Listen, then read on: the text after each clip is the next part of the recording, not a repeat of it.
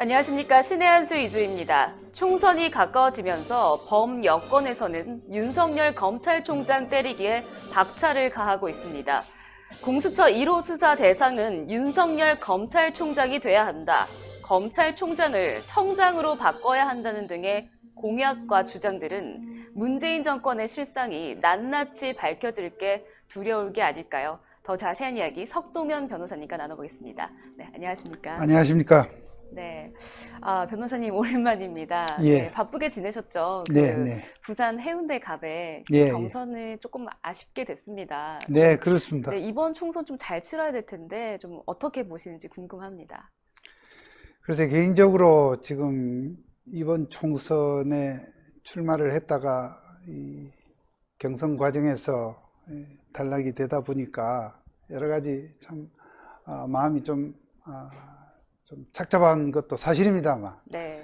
그런데 어쨌거나 저희들 보수 우파가 이번 총선에서 그야말로 좋은 성과를 내야만이 정말 현재의 좌파 집권 세력이 이 나라를 완전히 지금 나라를 말아먹는 것을 지금 막고 견제할 수 있다 하는 그런 생각을 저희들이 하지 않습니까? 네네. 그런 점에서 이번 총선에 대해서 굉장히 긴장을 하고 그리고 예의주시를 하고 있습니다.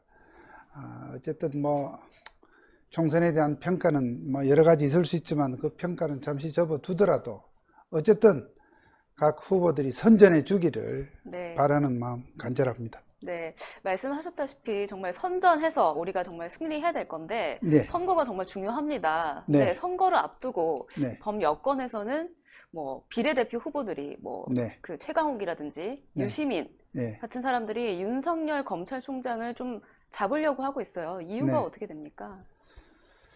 그렇습니다. 지금 현재 이 여권 후보들, 여권 일각에서 윤석열 검찰총장에 대한 또는 검찰에 대한 공세의 수위가 정말 유례가 없습니다. 물론 과거에도 선거를 앞두고 여러 가지 이 선거법, 그 선거사범 단속이라든지 이런 부분을 가지고 사정기관을 뭐 비판하고 공격하는 그런 정도는 있었습니다만은 이번 총선에 있어서는 지금 검찰이나 윤 총장에 대한 공격은 그것을 몇 배나 뛰어넘는 아주 그런 희한한 지금 모습을 보이고 있는데요. 그것은 아무래도 두 가지 이유로 우리가 짐작해 볼 수 있을 것 같아요. 즉 네. 윤석열 총장을 그냥 두어서는 안 되겠다는 그 이유가 있겠죠. 예. 그 이유를 한번 말씀드려 볼까요? 네. 저는 그렇게 봅니다. 우선 여러분 기억하시겠습니다만은 지금 지난 겨울에 청와대 전현직 비서진들이 지금 관련된 울산시장 선거 부정사건, 즉 재작년의 지방선거 당시에 울산시장의 선거에 정말 청와대가 조직적이고 아주 체계적으로 개입한 그런 비리를 일부 밝혀내고 검찰에서 기소한 적이 있었습니다. 네. 그런데 그것이 소위 몸통은 아직 몸통에 대한 수사까지는 지금 못 나간 상태다. 즉 몸통에 해당하는 임종석 전 비서실장이랄지 혹은 경우에 따라서는 지금 문재인 대통령에게까지 네. 그와 같은 선거 부정 행위의 책임, 법적인 책임을 물을 수도 있는데 그 수사를 총선 뒤로 미뤘죠. 네. 우선 지금 여권에서는 그 점이 두려운 것입니다. 즉 울산시장 선거 부정 사건의 이 재수사 또는 이 후속 수사를 통해서 현재 이 여권의 기반이 흔들릴 수 있다는 부분, 또 그것이 탄핵으로까지 갈 수 있다는 부분에 대한 그 긴장을 하고 있다고 보여지고, 두 번째로는 그 외에도 지금 신라젠 사건이나 라임 사태 등등 지금 현 정권의 그런 권력형 비리 또 권력형 이권 개입 사건들, 그런 부분들에 대해서도 지금 그것이 제대로 밝혀진다면 정말 이 현재의 집권 세력의 그 정말 정의와 공정 등등 그런 미사 여구를 앞세웠지만 실은 그야말로 추악하고 아주 그러니까 이중적인 그런 치부가 지금 드러날 수도 있는, 그렇게 해서 자신들의 집권 기반이 역시 뿌리째 흔들릴 수 있는 그런 부분에 대한 검찰 수사가 두려운 것이다. 그런 점에서 지금 현재 검찰 수사의 가장 큰 기둥이라고 할 수 있는 이 윤석열 총장을 어떻든 그 자리에서 끌어내려야 한다는 그러한 목표를 세우고, 지금 총선을 앞두고 무슨 상대당 어떤 정책을 또는 공약을 비난하고 여러 가지 수권 능력을 공격을 하고 하는 그런 정치적 공방을 해야 하는 이 와중에서 오히려 공격의 비중이 현직 검찰총장에 대해서 쏠리고 있는 이유는 바로 저는 그런 것이다, 이렇게 보고 있습니다. 네, 이러한 것들을 좀 덮어버리고 탄핵으로 좀 가는 것을 우려하기 때문이 아닌가 싶은데, 그렇습니다. 네, 이 공수처가 이렇게 발현이 되면 윤석열 검찰총장 부부가 네. 수사 대상 1호가 돼야 된다고 하는데 네. 이게 가능한 일입니까? 어쨌든 작년에 패스트 트랙을 저희들이 그러니까 이 보수 야당이 제대로 그것을 막지를 못했고, 그렇게 해서 결국 공수처법이 연말에 통과가 됐지 않습니까? 그렇게 해서 지금 현재 그 공수처법의 시행과 공수처의 어떤 설립 절차가 지금 진행 중인 것으로 압니다.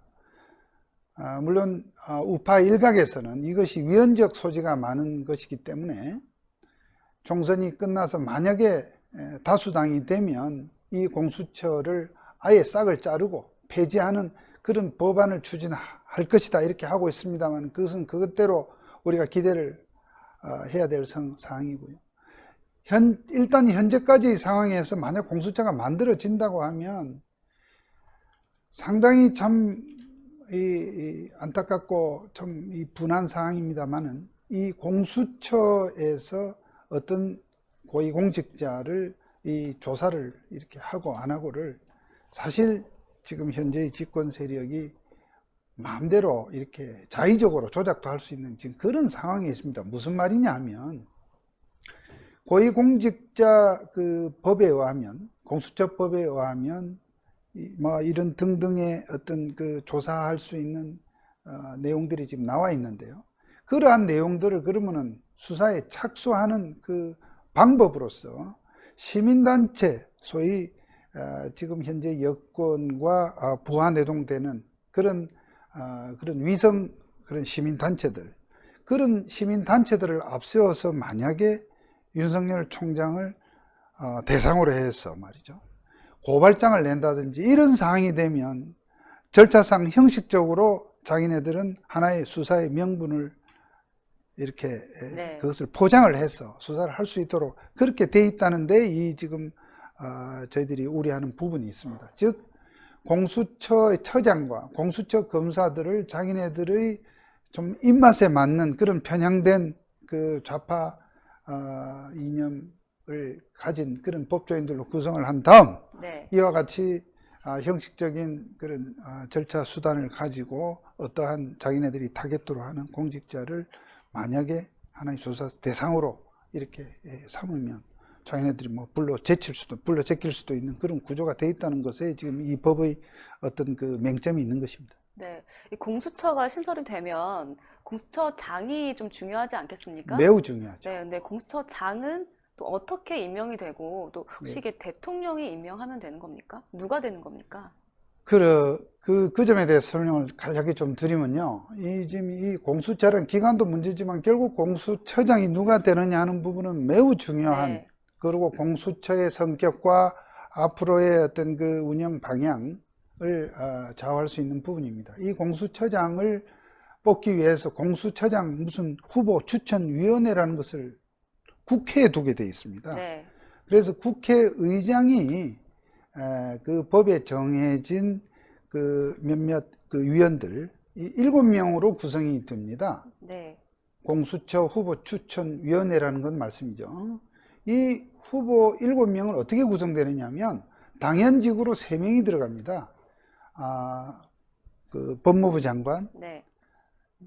법무검찰을 대표한, 정부를 대표한 법무부 장관이 있고요. 그 다음에 뭐 행정처장, 법원 행정처장, 네. 법원을 대표한 법원 행정처장, 또 그리고 대한변호사협회장, 우리가 이른바 법조 3윤이라고 얘기하는 이 세 개 단체를 대표한 이 당연직 위원들이 있고, 나머지 4명이 이제 문제입니다. 이 법에 보면 지금 신문에서는 뭐 여권 교섭단체, 야권 교섭단체 이렇게 표현을 합니다만은 법에는 이렇게 되어 있습니다. 대통령이 속하거나 속했던 정당의 교섭단체, 또 그 밖에 그 다른 교섭단체, 이렇게 지금 나누고 있습니다. 그러니까 대통령이 속해 있거나 속했던 정당의 그 교섭단체, 지금으로 보면 민주당이 되겠죠. 네. 만약에 이번 총선에서 이제 그 뭐 총선 결과에 관계없이 총선에서 1당이 되든 2당이 되든 대통령이 속해 있는 정당이 지금 민주당이고, 그 밖의 교섭단체라 하면 우선 지금 미래통합당을 생각할 수 있는데요. 이 교섭단체에서 2명씩을 하도록 되어 있습니다. 네. 즉 민주당이 2명을 하고 그 밖의 교섭단체가 위원 2명, 이렇게 해서 총 7명이 되는 것인데요. 네. 이 7명의 위원 중 6명이 이 7명의 위원을 국회의장이 위촉 또는 임명을 하고, 네. 이 7명의 위원회에서 공수처장 후보를 6명 이상의 동의로 이렇게 뽑도록 되어 있습니다. 이 7명 중에 6명이 동의해야 된다는 것 때문에 이 요소를 가지고 지난번 통과 과정에서 민주당이 굉장히 포장을 했었더랬습니다. 즉 여당 교섭단체가 아닌 다른 교섭단체에서 2명을 지금 추천하도록 되어 있는데, 이 2명을 빼면 7명 중에 5명이 되지 않습니까? 네. 즉 아까 말씀드린 법무부 장관, 법원 행정처장, 대한변호사 회장은 정부의 입맛에 맞는 의견을 낸다고 전제를 하더라도 네. 소위 여권 교섭단체가 아닌 다른 야권 교섭단체 이름, 그 교섭단체에서 2명을 내도록 되어 있으니까 이게 공수처장을 정부 여당이 마음대로 하는 것은 아니다고 포장을 했는데, 그렇게 보이죠, 언뜻 보기에는. 그렇게 보이죠. 네. 그러니까 이 현재의 집권 세력의 특징 중에 하나가 이렇게 보여주기에 굉장히 이중성, 위선적 요소들이 곳곳에서 많이 작동한다는 것이 제일 이 사람들의 문제인 거죠. 네. 이 지금 교섭단체, 즉 대통령이 속한 교섭단체가 아닌 교섭단체라고 하는 것이 현실적으로 이번 선거에서 어떻게 되느냐 하면, 우선 하나가 미래통합당이 될 것은 뭐 100% 확실합니다. 그렇죠. 네. 그럼 나머지 한 개의 교섭단체가 결국 어디서 나와야 되느냐?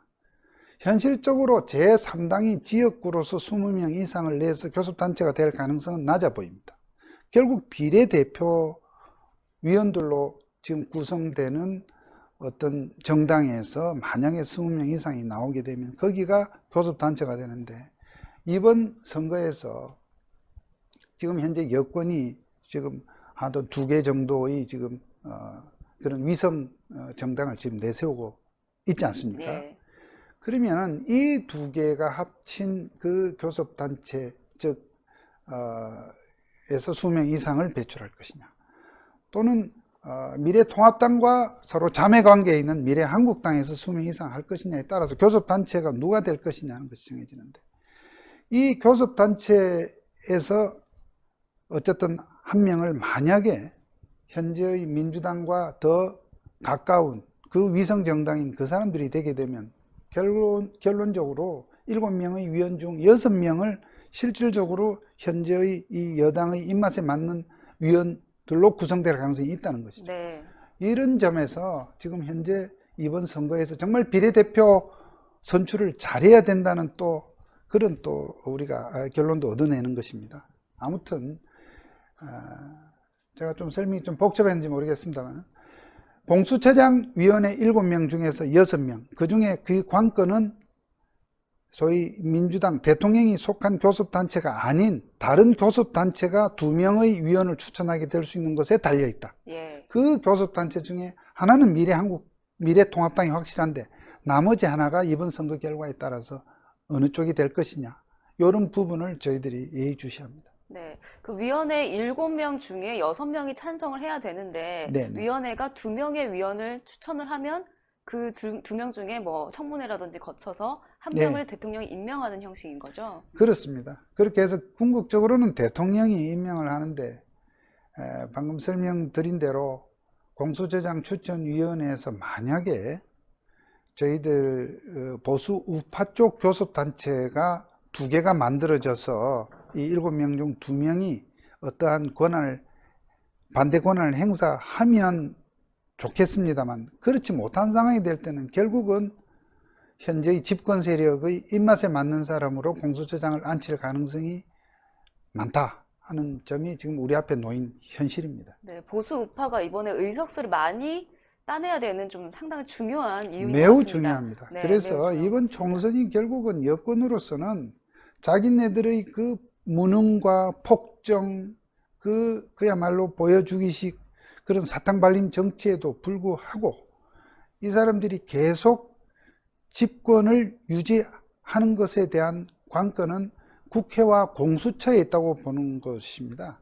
그러니까 국회를 장악하고 또 좀 더 구체적으로 일당이 되어서 국회의장직을 자기네들이 가져가고, 이 공수처라는 곳을 이미 만들었죠.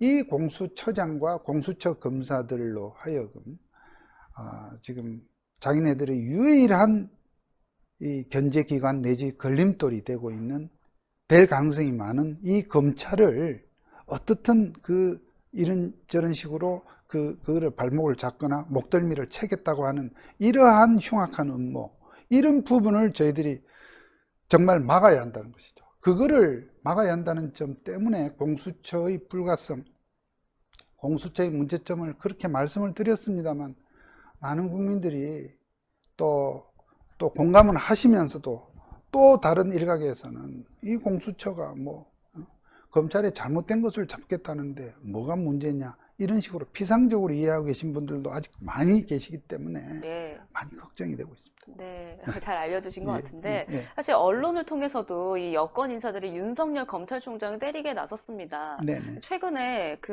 윤석열 검찰총장과 그 언론 간에 그 검은 유착이 있다라고 이제 보도를 하고 있는데 네. MBC가 그렇게 보도를 했었죠. 네네. 그렇습니다.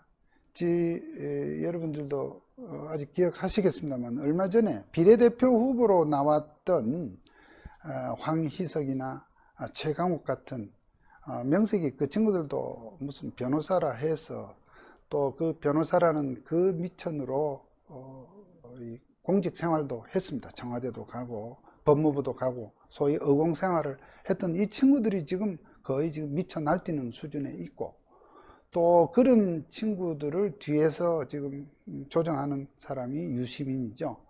또 거기에 한술 더 떠서 지금 추미애 법무부 장관까지 지금 장단을 맞추고 있는 내용이, 소위 MBC가 보도한 대로 무슨 윤 총장의 최측근인 현직 검사장이 채널 A라고 하는 종편 기자하고 대화한 내용을 가지고 마치 무슨 신라젠이라는 그 굉장히 지금 문제가 많은 그런 주가 조작 사건이 있습니다.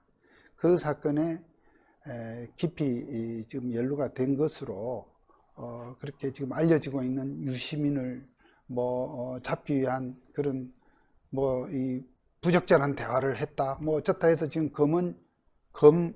검찰과 언론의 유착, 이런 문제를 지금 제기를 했고요. 또 이 MBC 보도가 나자마자 또 추미애 장관은 기다렸다는 듯이 무슨 감찰 조사를 지시하고 했습니다만, 요컨대 그런 검언 유착이라는 것이 존재하지를 않는다는 것입니다. 네. 이 검언 유착이라고 이 사람들이 공격을 하고 있지만, 제가 볼 때는 이건 권력과 MBC라고 하는 그 좌파 의용 언론 간의 권언 유착이라고 보는 것이 저는 더 적합한 표현이다, 저는 그렇게 생각을 하고요. 제가 이렇게 말씀드릴 수 있는 것은 그야말로 지금 이 여러 여권 이 관계자들에게, 즉 검찰과 지금 채널 A 간의 이런 내용들을 공격하게 만든 소위 그 중간 브로커가 바로 지금 신라젠의 대주주로서 지금 징역 14년을 받고 수감 중에 있는, 정말 수만 명에게 피해를 끼친 그 사기꾼 이철이라는 그 사기 범죄자가 있습니다. 그 범죄자의 대리인이라고 하는 지혜 아무개의 얘기를 듣고 이와 같이 정말 근거 없이 윤 총장을 흠집내고 검찰을 그야말로 참 문제 집단으로 이렇게 몰아가는, 뭐 선거 때 되니까 자기들 비례대표로서 자기네들을 부각시키기 위한 하나의 뭐 술수이고 모함인 거죠. 마타도인 거죠. 어쨌든 이러한 여권 인사들의 이 소위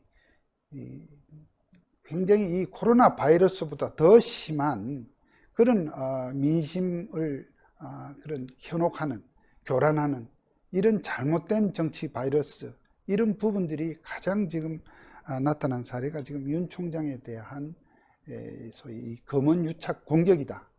이런 점에서 시청자 여러분들의 정확한 이해가 필요하시다고 생각합니다. 네, 변호사님 오늘 말씀 잘 들었습니다. 예, 감사합니다.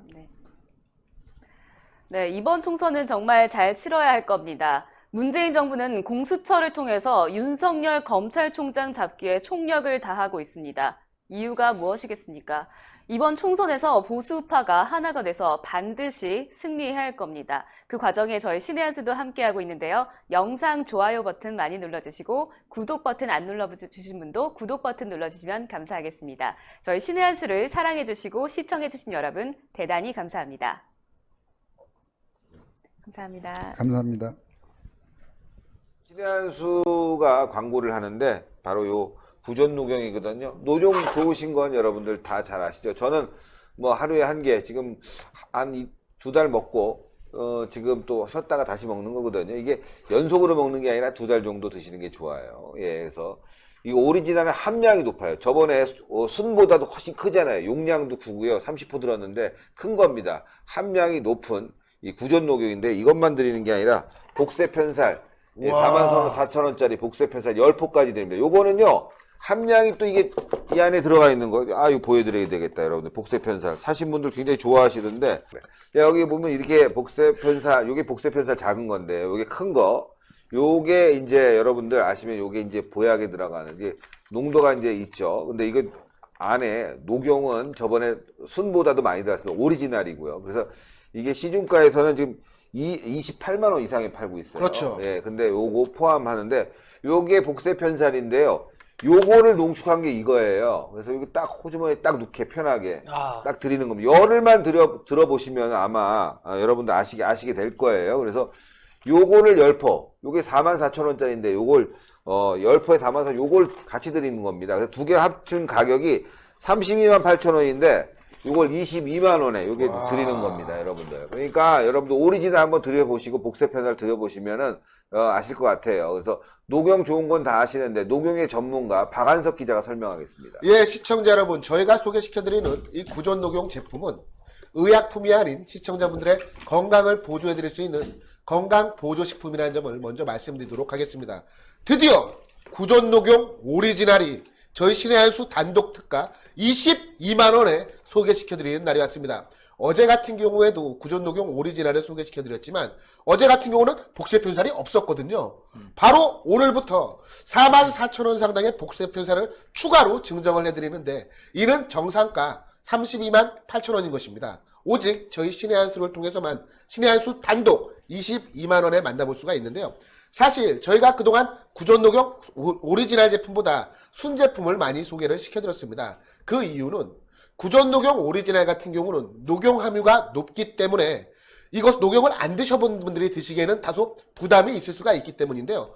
구전 녹용 순보다 녹용의 함량이 보다 높은 구전 녹용 오리지널 제품 같은 경우는 여기에 들어가는 한약재 같은 경우는 모두 국내산 한약재 아니겠습니까? 오직 녹용만 최고 품질을 자랑하는 러시아 아바이스크산 녹용을 사용하고 있습니다. 사실 지금 무한폐렴 전국 확산으로 인해서 건강에 대한 관심이 그 어느 때보다 더 높은 시기인데요. 왜냐하면 무한폐렴은 솔직히 치료할 수 있는 백신이 개발되지 않았기 때문입니다. 이제 믿을 것은 나 개인의 면역력, 나 개인의 건강밖에 없는 상황입니다. 나 개인의 건강도 지키면서 내 주변에 감사한 분들, 고마운 분들, 그리고 내가 정말 아끼는 분들의 건강도 이 구전녹용 오리지널이 보조해드릴 수가 있을 겁니다. 특히 삼성화재 배상물 책임보험에도 가입이 되어 있으니까요. 안심하고 드셔도 됩니다. 신의 한수 단독 특가가 얼마나 싼지를 금방 알 수 있습니다. 조선일보도 보니까 이게 광고가 나와 있대요. 근데 거기도 28만 원에 팔아요. 야. 네, 근데 신의 한수만 이렇게 복세 편살 포함해서